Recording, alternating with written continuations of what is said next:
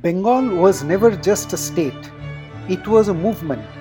The land that stood tall against the British Raj, the voice that gave India some of its most powerful ideas, a land of thinkers, reformers, revolutionaries, scientists, artists, musicians, poets, Nobel laureates, business magnates. The list is endless. And not just in thoughts and ideas. Bengal was once among India's strongest industrial center where factories thrived, ports were alive, and opportunities were real. But somewhere along the way, the story began to change. Today, serious questions are being asked. Why has industrial momentum slowed? Why do investors hesitate? And most importantly, why are so many young Bengalis leaving home? Once the intellectual capital and industrial heartbeat of India, why is West Bengal today surrounded by questions? Is it policy, politics, or something deeper that is shaping its future? Hello friends, welcome to Wide Angle. In this video, we explore the changing story of West Bengal.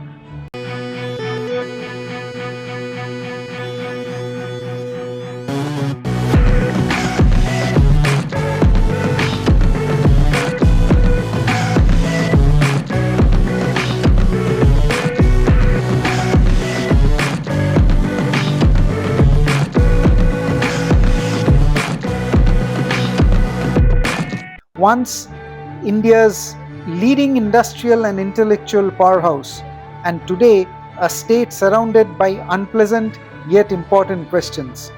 From industrial slowdown and migration trends to governance debates and public perception, this analysis looks at data, historical context, and recent developments to understand what's really happening. Let us first look at the migration and the job scenario in present-day Bengal. West Bengal today ranks among the leading states from where people migrate in search of work.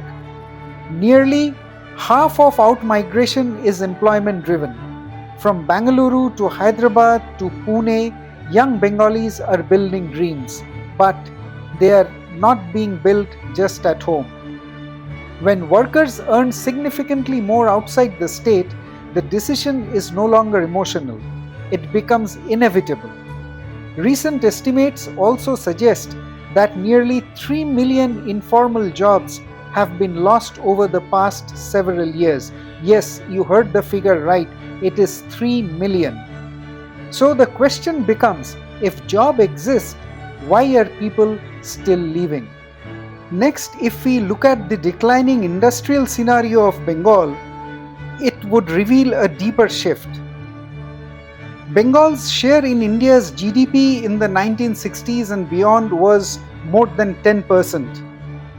As of today, it stands at less than 6%. Industrial output share of Bengal in the 1980s and the decade beyond was 9.8%. Was in fact more than 9.8%. Today, it stands at less than 5%. Organized sector employment share nearly halved over 2 decades, and in recent years, reports suggest over 6,600 companies have moved out of the state since 2011, with more than 2,200 in just 5 years. These numbers don't tell the whole story, but they do raise a question: when did slowdown become a pattern? Then there was a turning point in the industrial scenario of Bengal.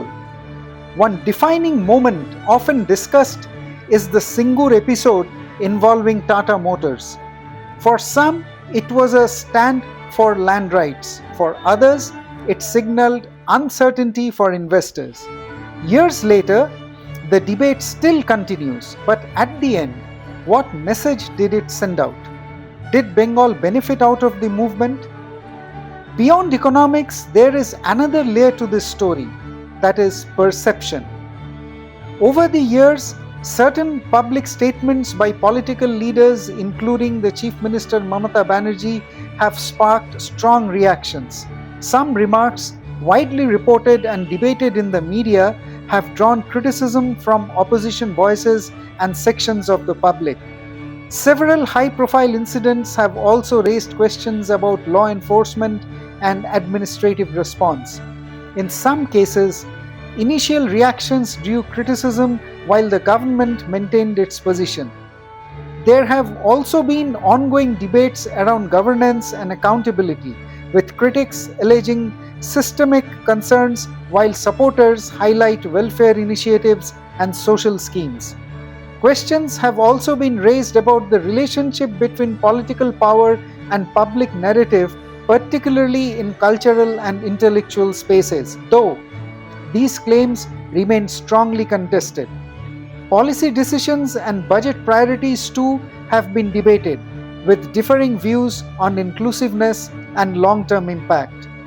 Individually, these may seem like isolated issues, but when put together, they shape a perception that raises deeper questions about governance, about accountability, and finally about direction. At the same time, recent data also shows growth in certain sectors and an increase in newly registered companies in the state, which makes the picture more complex, not really black and white. So, what is the real story? For some, this is governance focused on welfare and identity. For others, it is the story of missed opportunities. But beyond opinions lies a concern that affects every household. Bengal has never been just a state. It has been an idea, a legacy of courage, of intellect, of leadership. The land that once led India now stands at a crossroads, not of politics, but of direction. Because in the end, governments will change, narratives will change, but Bengal must rise again. This video does not aim to accuse, but it intends to ask questions that matter, because understanding the present is the first step towards shaping the future. Do you think Bengal's challenges are more about economics or governance? We would love to hear your thoughts.